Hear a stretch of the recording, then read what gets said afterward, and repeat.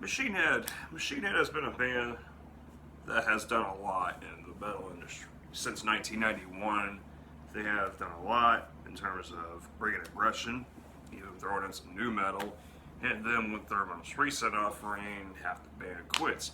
A lot has happened with the band's career. Two new members actually just came on board, Matt Alston and Vogue from Decapitated. Really going to be interesting to hear the U.S. dates for the Machine Head's Burn My Eyes 25th anniversary tour. With that in mind, yeah, 25 years is a long time. 25 years since they released Burn My Eyes, the debut, such a massive debut of an album. But this is my first ever time doing a video like this. This is the rank, and I'm here to rank all Machine Head albums from 9 to 1. We're going to kick things off at number 9 with an album I have not reviewed yet, which is the most recent release, Catharsis. Oh dear, there's one thing to know with this album, it's the fact that this is the last album that featured Phil Demmel and Dave McClain. This was an album that just crashed and burned for a lot of us. This was very disappointing in my opinion. Just a lot of stupid stuff going on here. A lot of rap metal, new metal, whatever you want to call it. Ever since Dimebag 2016, Rob Flynn has basically been in SJW mode, and he hasn't really been the same since. And it's just really just one of those. It's like a really kind of like one of those really moments, you know, like you just. Sorry, I'm readjusting the camera, but it's just stupid.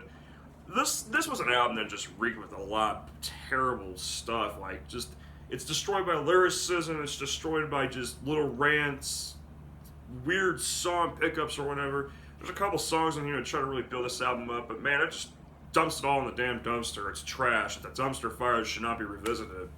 Number 8 is Supercharger. Oh boy. 3 weeks after 9/11, Supercharger was released, and it was definitely obviously in a time where things were not yet quite back to normal for a lot of people's lives. Following the September 11th attacks, the video for Crashing Around You was actually pulled because of the burning skylines that were featured in it. Supercharger was the second of the 2 new metal albums that we ended up getting in the new metal era of the Machine Head. So I say second of 3, sorry about that. Second of the 3, but the second of the 2 in that cycle, with the new metal genre being up to an all-time high in around 2000, Machine Head was once again trying to experiment more in the new metal genre. Things were a bit more disjointed with this record. It seemed like they kind of had a lot of ideas. Maybe they just kind of, I don't know, they kind of lost in the mix there. I mean, there's a few good songs on here. You know, you got Bulldozer, Blank Generation, Treffin Nation, the self-titled track, Deafening Silence. There's a few good songs on here, but the rest of it is kind of just about, it's kind of got no one to return to it, you know, and Machine Head certainly brought some aggression on this, but, I mean, I just don't revisit it all that often. Number 7 is The Burning Red. This was the first of the 2, and this was released in '99. This was an album that I think more people were able to adjust to because I think it had a bit of a more focused drive. This was Machine Head's entrance into new metal with the change in look of the band's image and with their diverse fan base now at this point because of this album. Some people actually ended up being alienated by this change. Some others were upon it. Or should I say up on it, I should say.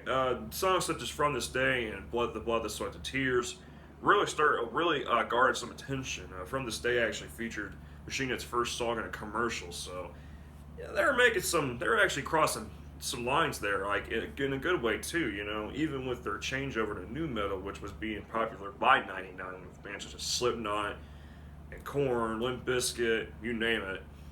The Burning Red, though, I feel like there's definitely emotion with this record. There's definitely something there that kind of has me coming back to it every once in a while. Obviously, of course, the final track being a very emotional piece, very soft Machine Head ballad, very intense stuff. A lot of life stories being told along with Supercharger. So, you know, there is that. Number 6 is The More Things Change. I'm gonna probably get some crap for this one. This was the sophomore effort, and there is the continuation of what Burn My Eyes had, except they kind of went into more of a, I think, of a heavier kind of focus. They wanted it to be in your face, kind of gritty, and I think they did a great job of it. This isn't a bad album by any stretch of the imagination, and you know, with its placement here, I mean, some people be like, "Oh, you really don't like this album." As a matter of fact, I really do. The only song on here I kind of don't get my wits for is I think it's either uh, I don't know. I don't know what song it is. Really, I couldn't tell you. But every song on this album has something a little bit different to offer. You know, stuff ranging from Violate to Blood of the Zodiac. Blood of the Zodiac's a great ending, by the way. Um, Really, a lot of interesting stuff on here, or like some dark, even darker material that kind of went the more of a dark atmosphere with this one, and it paid off really well. I think Machine Head, you know, really resembled the fact that you know they are one of the a quick rising band in the metal community. Number 5 is Unto the Locust. I'm also going to get crap for this too. Unto the Locust just got beat by 4 other albums. That's just all it is. I really like this album. This was a Machine Head. This was a band that, or this is Machine Head continuing the experimentation they had after the Blackening. We'll talk about that later, obviously. But Unto the Locust didn't quite top the Blackening. As a matter of fact, some people saw this as a disappointment, to believe it or not. But I wouldn't really get that far with it. To be honest, Unto the Locust was a great album. There's a lot of good variety in here. Everything from I Am Hell to Who We Are. There's just so much going on. Darkness Within having that really cool intro to it, and just a lot of great stuff going on here. The form being expanded, you know, once again. Every song was kind of long in this album. Like the shortest song was like 5.5 minutes. Be Still and Know. And, you know, what we got was a short album, the shortest to date. It still offered quite a lot. You had a bit of variety going on, as I was mentioning. So, Onto the Locust, heavy yet swift moving. And it was a great, I think it was a decent follow up. It wasn't obviously, it didn't top the Blackening, but it kind of came close a little bit. Number 4 is Bloodstone and Diamonds. Again, I think people are disagreeing with this album a little bit for some of the wrong reasons. A little bit. I discussed in the album review how this was an album that seemed like every song had its own chapter. And it's really, really true if you really think about it. Every single song on here has something completely different to offer. Sail Into the Black being an example, a true example of what Machine Head can do with experimentation. What they learned from the Blackening, you know, they really took things to a whole new level with this one. Like Damage Inside, there's countless. In Comes the Flood, having strings, orchestral strings, something you haven't really heard yet in Machine Head's discography. It's really one that showcased Machine Head can truly fit in the scheme with their roots. And it's incredible when some band can do that. And some bands are very just talented at their naturals, and some others just can't seem to get the point all the time. It takes time to do that stuff. But Bloodstone and Diamonds, great follow-up to Unto the Locust, and I really thought that this was, you know, a really strong album. I didn't realize just how great it was until a couple of listens into the album itself. Number 3 is Through the Ashes of Empires. This was the comeback from Machine Head, the metal genre comeback. And I've seen people describe this as just straight up metal, and it's sort of true. It's really true in a way. This is an album that showcases Machine Head in its basic form, and it's absolutely awesome. Machine Head basically went into the studio, and they were just being Machine Head, just a true band, the band that they were back in their first 2 albums. Except they made things a little bit, I wouldn't say simple. It felt a little simple, but you know, in terms of just the genre, it was so cool. And then you even had the experimentation with the Send the Shades of Night. That was an awesome song, it still is. Being nearly 8 minutes long, and the emotion is showcased. This album showcased some aggression, the true aggression that they have, along with some of that softer elements, like in the beginning of Seasons Wither, which was a cool song too. Every song on here has a great element. Obviously, some form being expanded here, like within the presence of my enemy. Number 2 is the debut, Burn My Eyes. Wow, you want to talk about a classic metal album? This is it. Burn My Eyes came out among a time where Pantera was on top of the world. 1994 featured some very interesting albums. Pantera with Far Beyond Driven, Obituary's debut, Corrosion of Conformity with Deliverance. It was a very interesting year for music. And then here comes Machine Head with Burn My Eyes. And the whole seismic shift of the metal community. They are among the leading bands of the new American wave of heavy metal. Machine Head is, in general. I forgot to mention that earlier in the video, but Burn My Eyes was the highest selling album by Roadrunner, debut until Slipknot's self-titled in '99. There's good reason for it too. Slipknot's self-titled is one of the best debuts in my opinion too. Hell yeah, who knows? I might do a top 10 debut albums of all time. We'll just never know. But Burn My Eyes showcased like a breath of fresh air. It wasn't obviously nothing new within the thrash metal community. And Machine Head's been known for primarily a thrash and groove aspect, but they're able to kind of come in and kind of give you a newfound life or something like that, like a second wind or third wind, you want to call it. But like you've heard the brutality from bands such as Pantera and and Metallica and Megadeth. Now here comes Machine Head into the picture, and you're thinking, well, what have these guys got to offer? They offered a great debut. Obviously, the United States wasn't too into Machine Head. Don't know why. Seemed a bit silly to me. Roadrunner UK was their label back then, and Europe has always been a stronghold for the band. I think I mentioned that in the band review from 5 years ago, how Europe's always been a big place for Machine Head.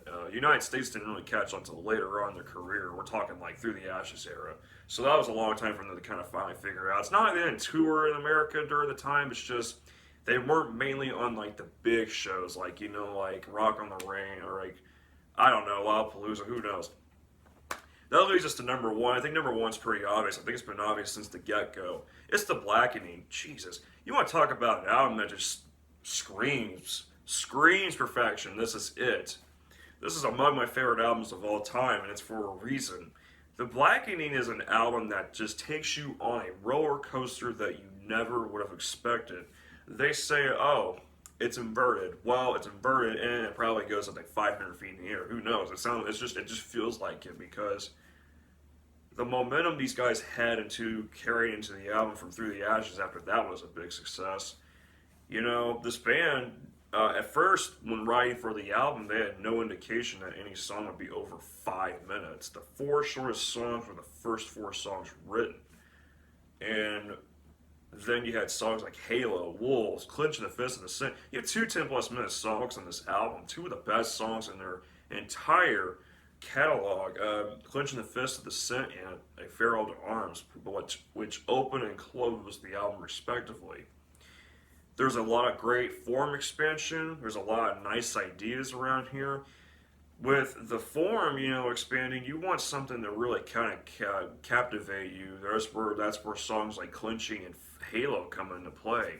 Aesthetics of Hate being a retaliation to Graham's article on Dimebag Darrell.